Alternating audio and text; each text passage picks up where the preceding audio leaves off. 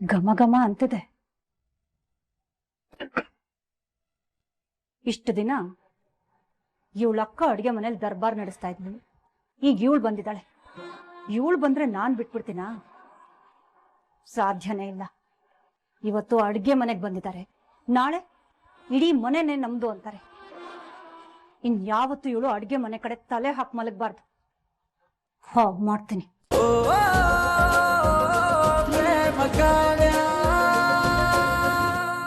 ಕಾವ್ಯ, ಮೊದಲನೇ ಸಲ ಅಡ್ಗೆ ಮಾಡ್ತಿರೋದಲ್ವಾ, ಉಪ್ಪು ಮಾತ್ರ ಹುಷಾರಾಗಿ ಹಾಕ್ಬೇಕು. ಸ್ವಲ್ಪ ಹಾಕ್ದಂಗೆ ರುಚಿ ನೋಡ್ತಾ ಇರು, ಅವಾಗ ಗೊತ್ತಾಗುತ್ತೆ. ಸರಿ ಅಕ್ಕ, ಥ್ಯಾಂಕ್ ಯು ಸೋ ಮಚ್. ನೀನ್ ಎಷ್ಟು ಈಸಿಯಾಗಿ ರೆಸಿಪಿನ ಹೇಳ್ಕೊಡ್ತಿದ್ಯಾ ಅಂದ್ರೆ ನನಗೆ ತುಂಬಾ ಕಾನ್ಫಿಡೆನ್ಸ್ ಬರ್ತಿದೆ. ಇದೇ ಕಾನ್ಫಿಡೆನ್ಸ್ ಮೇಲೆ ನಾನು ಅತ್ತೆಗೆ ಅಡ್ಗೆ ಮಾಡಿ ಬಡಿಸ್ತೀನಿ. ಮನ್ಸಿಟ್ಟು ಅಡ್ಗೆ ಮಾಡಿದ್ರೆ ಎಲ್ಲ ಅಡ್ಗೆನೂ ಸಖತ್ತಾಗತ್ತೆ. ನೀನೇನು ತಲೆ ಕೆಡ್ಸ್ಕೊಬೇಡ. ಅದೇನೋ ಅಂತಾರಲ್ಲ, ಚೆನ್ನಾಗ್ ಮಾಡಿದ್ಯಾ ಅಂತ. All the best. ಅದೇ ಚೆನ್ನಾಗ್ ಮಾಡು.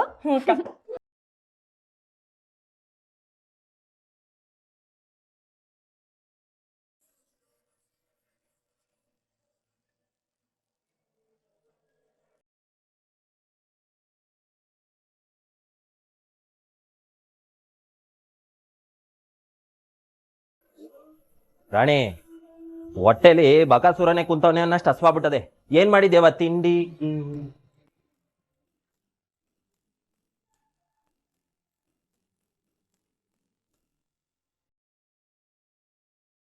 ಮಾದೇವ, ಹಶ್ವಾಗ್ತಿದ್ಯಾ?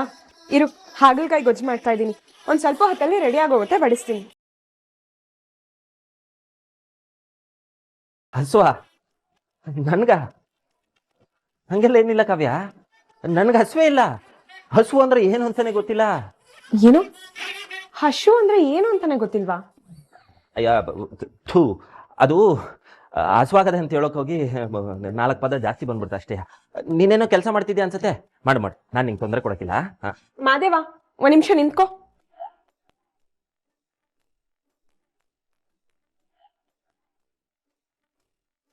ಹೊಟ್ಟೆ ತುಂಬಾ ಹಶ್ವಾಗ್ತಿದೆ, ಅಡ್ಗೆ ಏನು ರಾಣಿ ಅಂತ ಕೇಳ್ದೆ.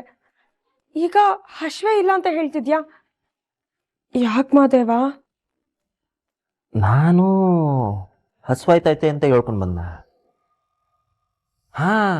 ಹೌದೌದು, ಹಸುವಾಗ್ತಿದೆ ಅಂತ ಹೇಳ್ಕೊಂಡು ಬಂದೆ. ಆದರೆ ನಿನ್ನ ನೋಡಿದ್ನಲ್ಲ ಕಾವ್ಯ, ನನ್ನ ಹಸುವೆಲ್ಲ ಮಾಯ ಆಗೋಯ್ತು. ಓ, ನಾನು ಅಡುಗೆ ಮಾಡಿದ್ರೆ ತುಂಬ ಕೆಟ್ಟದಾಗಿರುತ್ತೆ, ಅದನ್ನು ತಿನ್ಬೇಕಲ್ಲ ಅಂತ ಎಸ್ಕೇಪ್ ಆಗಕ್ಕೆ ನೋಡ್ತಿದ್ಯಾ? ಸರಿ ಬಿಡು, ನಿನಗೆ ಬೇಡ ಅಂದರೆ ಬೇಡ.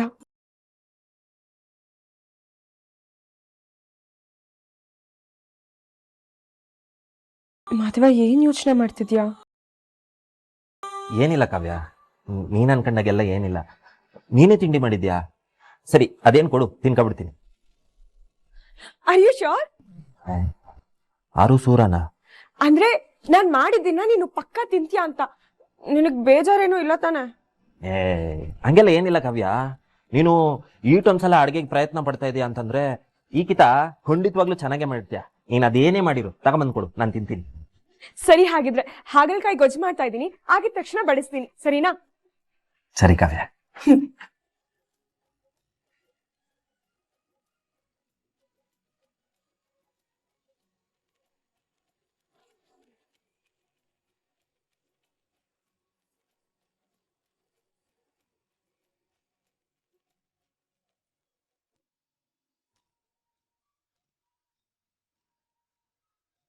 ಡ್ಯಾಡಿ, ನಾನು ಹೇಳಿದ್ದೇನು, ನೀವು ಮಾಡ್ತಾ ಇರೋದೇನು? ಏನಾಯ್ತು ಮಗಳೇ? ಡ್ಯಾಡಿ, ನಾನು ನಿಮ್ಗೆ ರಾಮ್ ಜೊತೆ ಮಾತಾಡೋದಕ್ಕೆ ಹೇಳಿದೆ. ನನಗೆ ಗೊತ್ತು ಬಿಡಿ, ನೀವು ಮಾತಾಡೇ ಇರಲ್ಲ.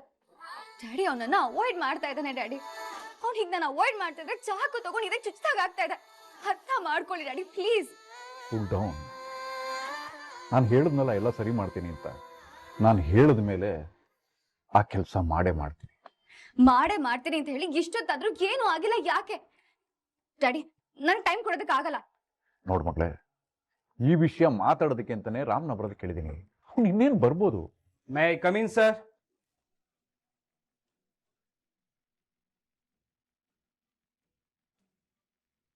ಹೇ ರಾಮ್, ಬನ್ನಿ ಬನ್ನಿ ಬನ್ನಿ ಬನ್ನಿ. ನಿಮ್ ವಿಷಯನೇ ಮಾತಾಡ್ತಿದ್ವಿ. 100 ವರ್ಷ ಆಯಿತು ನಿಮಗೆ. Sir actually I am sorry to say this, but ನನಗೆ ಗೊತ್ತು ನೀವು ನನ್ನ ಇಲ್ಲಿಗೆ ಏನಕ್ಕೆ ಬರೋಕೆ ಹೇಳಿದ್ದೀರಾ. ನಿಮ್ಮ ಮಗಳ ವಿಷಯ ಮಾತಾಡೋದಕ್ಕೆ ತಾನೆ. ಸರ್ ನನಗೆ ಇವಳ ವಿಷಯದಲ್ಲಿ ಯಾವ ಇಂಟ್ರೆಸ್ಟು ಇಲ್ಲ.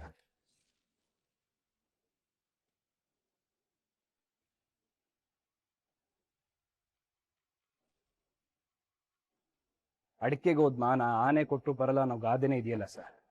ಯಾರು ಏನೇ ಹೇಳಿದ್ರು ಇವಳ ಮೇಲಿರೋ ಒಪಿನಿಯನ್ ನನಗೆ ಚೇಂಜ್ ಆಗಲ್ಲ.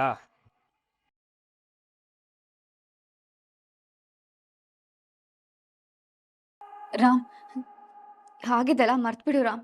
I am really sorry Ram. ಇದೊಂದ್ಸಲ ಕ್ಷಮಿಸ್ಬಿಡು ರಾಮ್, ಪ್ಲೀಸ್ ರಾಮ್. ನಂಗೆ ನಿನ್ ಜೊತೆ ಮಾತಾಡದೆ ಇರಕ್ಕಾಗ.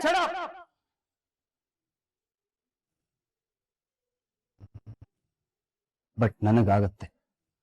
ನಿನ್ನಂತೋಳು ಒಬ್ಳು ಇದ್ಲು ಅನ್ನೋದನ್ನೇ ಮರ್ತು ಬೇಕಾದ್ರೂ ಇರ್ತೀನಿ ನಾನು. ಅಲ್ಲಪ್ಪ ರಾಮ್, ಸರ್ ಪ್ಲೀಸ್, ನನಗೆ ಈ ವಿಷಯದಲ್ಲಿ ಯಾರ ಮಾತನ್ನು ಕೇಳೋದಕ್ಕೆ ಇಷ್ಟ ಇಲ್ಲ. And one more thing sir, ನಾನು ಈ ಕೆಲಸಕ್ಕೆ ರಿಸೈನ್ ಮಾಡಬೇಕು ಅನ್ಕೊಂಡಿದ್ದೀನಿ.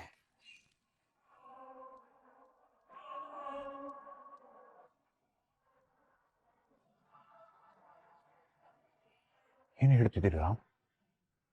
ರಿಸೈನಾ? ಅಲ್ಲ, ಎಷ್ಟು ಸಣ್ಣ ವಿಚಾರಕ್ಕೆ ಇಷ್ಟು ದೊಡ್ಡ ಡಿಸಿಷನ್ ತಗೋತಾ ಇದ್ದೀರಿ ರಾಮ್? ನೀವೊಬ್ರು ಒಳ್ಳೆ ಸರ್ಜನ್. ಎಲ್ಲರೂ ನಿಮ್ ಟ್ರೀಟ್ಮೆಂಟ್ನ ಹುಡ್ಕೊಂಡು ಬರ್ತಾರೆ. ನೀವು ಈ ಡಿಸಿಷನ್ ತಗೊಳ್ಳೋದು ನನಗೆ ಯಾಕೋ ಸರಿ ಕಾಣ್ತಾ ಇಲ್ಲ. ನಾನು ಸ್ನೇಹ ಮಾಡಿದ್ದು ತಪ್ಪಲ್ಲ ಅಂತ ಹೇಳ್ತಿಲ್ಲ, ಅವಳು ಮಾಡಿರೋದು ತಪ್ಪೇ. ನೋಡಿ, ಅವಳು ಮಾಡಿರೋ ತಪ್ಪಿಗೆ ಅವಳು ನಮ್ಮ ಮಗಳು ಅಂತಾನು ನೋಡ್ದೆ ಇನ್ ಮೇಲೆ ಮೆಡಿಕಲ್ ಪ್ರಾಕ್ಟೀಸ್ ಮಾಡೋದು ಬೇಡ ಅಂತ ಹೇಳಿದೀನಿ.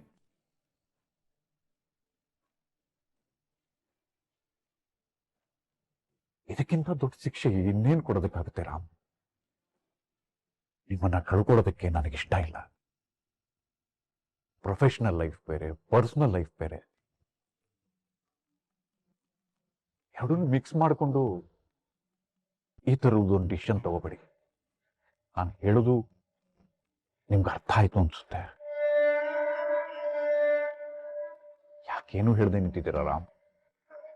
ನೋಡಿ, ಐ ನೋ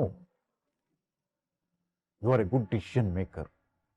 ಯಾವುದೋ ಸಿಲ್ಲಿ ವಿಚಾರಕ್ಕೆ ನಿಮ್ಮ ಲೈಫ್ನ ರಿಸ್ಕ್ ಮಾಡ್ಕೋಬೇಡಿ. ನೋಡಿ, ಈ ಫೈಲಲ್ಲಿ ಪೇಷಂಟ್ದು ರಿಪೋರ್ಟ್ ಇದೆ. Please go through it. ಅವ್ರಿಗೆ ಟ್ರೀಟ್ಮೆಂಟ್ ಕೊಡಿ.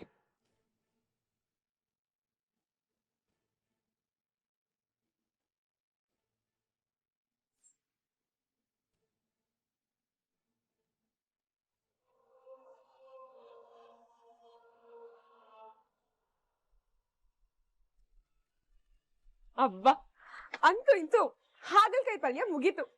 ಹೇಗಿದೆ ಅಂತ ಟೇಸ್ಟ್ ಮಾಡಿ ನೋಡ್ತೀನಿ.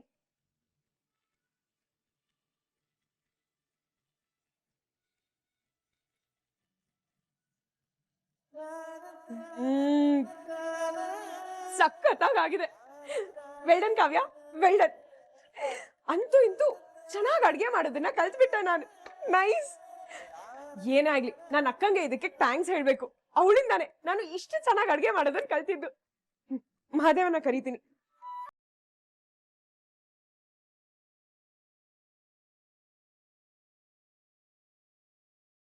ಹೊತ್ತು ಅಡ್ಗೆ ಮನೇಲಿದ್ಲ ಇವಳು? ಇಲ್ಲೇನ್ ಮಾಡ್ತಾ ಇದ್ಲು?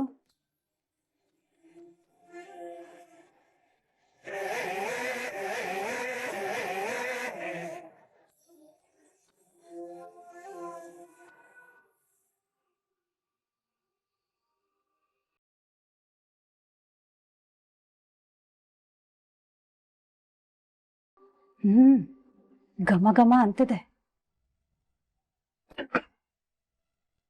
ಇಷ್ಟು ದಿನ ಇವಳ ಅಕ್ಕ ಅಡುಗೆ ಮನೇಲಿ ದರ್ಬಾರ್ ನಡೆಸ್ತಾ ಇದ್ಲು. ಈಗ ಇವಳು ಬಂದಿದ್ದಾಳೆ. ಇವಳು ಬಂದ್ರೆ ನಾನ್ ಬಿಟ್ಬಿಡ್ತೀನಾ?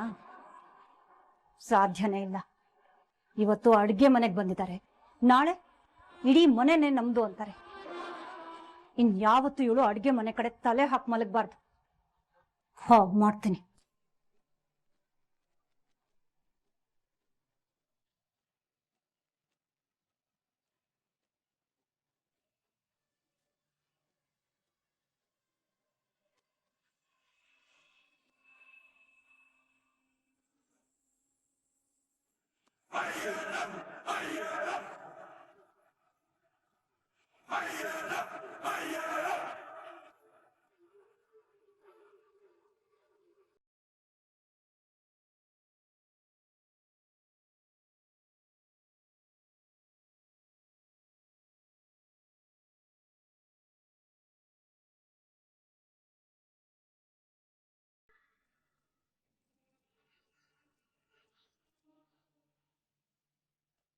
ಅಯ್ಯೋ, ನಾನ್ ಮಾಡಿದ ಗೊಜ್ಜೆಲ್ಲ ಏನಾಯ್ತು?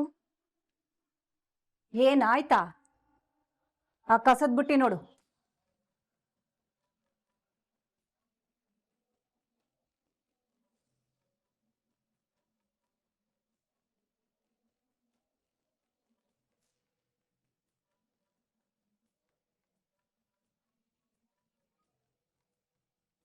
ಅದೇ ಯಾರ ನನ್ ಮಾಡಿದ ಕರಿನೆಲ್ಲ ಡಸ್ಟ್ಬಿನ್ ಹಾಕಿದ್ದು? ನಾನೇ ಕಣೆ. ಏನಿವಾಗ? ನೀವ್ ಹಾಕದ್ರ? ಯಾಕೆ ಹಾಗೆ ಮಾಡಿದ್ರಿ? ಯಾಕೆ ಅಂದ್ರೆ ಇದು ನನ್ನ ಅಡ್ಗೆ ಮನೆ, ನನ್ನ ಇಷ್ಟ. ನಾನ್ ಏನ್ ಬೇಕಾದ್ರೂ ಮಾಡ್ತೀನಿ. ಮಾಡೋದೆಲ್ಲ ಮಾಡಿ ಹೇಗ್ ಮಾತಾಡ್ತೀರಾ ನೋಡಿ. ಅಲ್ಲ, ನಿಮ್ಗೆ ಇದು ಅನ್ನಿಸ್ತಿಲ್ವಾ? ನಾನ್ ಮಾಡಿರೋ ಅಡ್ಗೆ ನಾನ್ ಡಸ್ಟ್ಬಿನ್ ಹಾಕಿ ನಾನೇ ಮಾಡಿದ್ದು ಅಂತ ಹೇಳ್ತಿರಲ್ಲ, ನಾಚಿಕೆ ಆಗೋದಿಲ್ವಾ? ಏಯ್, ನಾಚಿಕೆ ಗಿಚ್ಕೆ ಅಂತೆಲ್ಲ ಮಾತಾಡಿದ್ರೆ ಸರಿ ಇರಲ್ಲ, ಹೇಳ್ತಾ ಇದ್ದೀನಿ. ನೀವ್ ಮಾಡಿರೋ ಕೆಲ್ಸಕ್ಕೆ ಇನ್ನೇನಂತಾರೆ? ಓ, ತುಂಬಾ ಒಳ್ಳೆ ಕೆಲ್ಸ ಮಾಡಿದೀರಾ ಅಂತ ಅಪ್ರಿಶಿಯೇಟ್ ಮಾಡ್ಬೇಕಾ, ಅಥವಾ ಶಾಲ್ ಹಾಕಿ ಸನ್ಮಾನ ಮಾಡ್ಬೇಕಿತ್ತ? ಎಷ್ಟು ಸಣ್ಣ ಮನಸ್ಥಿತಿ ಇದ್ರೆ ಹೀಗ್ ಮಾಡ್ತೀರಾ ನೀವು? ಏ ಕಾವ್ಯ, ಜಾಸ್ತಿ ಮಾತಾಡ್ತಿದ್ಯಾ ನೀನು. ಏಯ್, ಅಷ್ಟಕ್ಕೂ ನೀ ಇಲ್ಲಿ ಬಂದು ಅಡ್ಗೆ ಮಾಡಕ್ಕೆ ಯಾರೇ ಪರ್ಮಿಷನ್ ಕೊಟ್ಟಿದ್ದು? ನನ್ ಯಾರ್ ಪರ್ಮಿಷನ್ ಆದ್ರೂ ಯಾಕೆ ಕೇಳ್ಬೇಕು? ಹಾಗೂ ಪರ್ಮಿಷನ್ ಕೇಳೋದೇ ಇದ್ರೆ ಕಲ್ಯಾಣಿ ಅತ್ತೆ ಪರ್ಮಿಷನ್ ಕೇಳ್ತೀನಿ. ಅದ್ಬಿಟ್ಟು ನಿಮ್ ತರ ವಿಷಕಾರಿ ಮನಸ್ಥಿತಿ ಇರೋರ್ ಹತ್ರ ಕೇಳೋದಿಲ್ಲ. ನಿಮ್ ಹಾಗೆ ಚೀಪ್ ಟ್ರಿಕ್ಸ್ ಉಪಯೋಗಿಸಿ ನಮ್ಮನ್ನ ಕುಗ್ಸೋದಕ್ ನೋಡೋರ್ ಹತ್ರ ಪರ್ಮಿಷನ್ ಕೇಳೋದಿರ್ಲಿ. ನಿಮ್ಮನ್ನ ಮನುಷ್ಯರು ಅಂತಾನು ನೋಡೋದಿಲ್ಲ ನಾನು. ಬೇಡ ಕಾವ್ಯ, ಬಾಯಿಗೆ ಬಂದಾಗ ಮಾತಾಡಿದ್ರೆ ಪರಿಣಾಮ ನೆಟ್ಟಗಿರಲ್ಲ. ಏನ್ರಿ ಮಾಡ್ತೀರಾ? ಏನ್ ಮಾಡ್ತೀನೋ?